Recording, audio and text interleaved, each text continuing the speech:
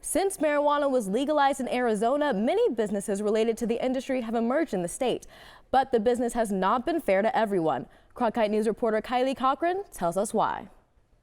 The cannabis industry is booming. By 2024, it will be valued at $30 billion. Arizona groups harmed by the war on drugs could now get a piece of the profit.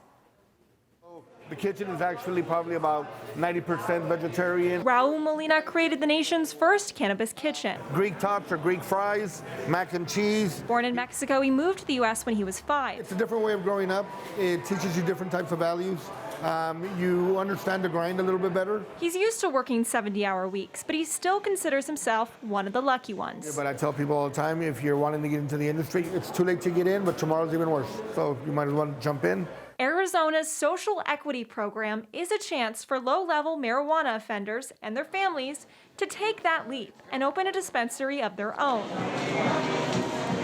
But for a social equity program, it may not be as equitable as it seems. We were seeing stuff posted on Craigslist looking for basically adopt a felon. Danielle Hernandez is a cannabis insurance agent. She's seen firsthand the possibilities and the problems of social equity. The ideal behind all of this is to create generational wealth and change the conversation from it being primarily white and male. 26 dispensary licenses are up for grabs, but some will do anything to get their hands on them. So when you look at that and In one ad that Hernandez pointed out, they were looking for a dispensary owner to back, but they would only pay the owner $60,000 a year. Dangling a carrot of even $100,000 a year sounds like a win-win situation.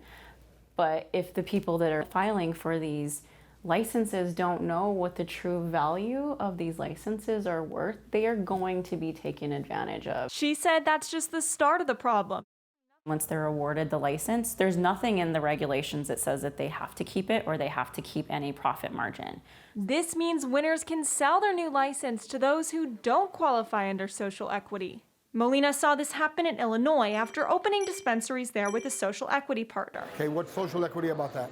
His advice? Pick your partners right. I would sign a prenup. Only about 5.7% of cannabis businesses are owned by Hispanics, including the Mint dispensary. But the new social equity program could change that. At some level, it should be altruistic, and it should be giving benefit to the negatively affected communities. And more diversity is good for business, too. I would love to see a lot more Hispanic, and be honest with you, any type of immigrant. It adds a certain drive to the industry. My hope is that with the social equity passage that there will be more opportunities for people from my community to be able to create new businesses and generational wealth for themselves. The lottery for the 26 social equity licenses will take place in December. Over 800 potential dispensary owners have already attended the Arizona Department of Health's required trainings. ADHS expects thousands of applicants for these coveted licenses. In the newsroom, Kylie Cochrane, Cronkite News.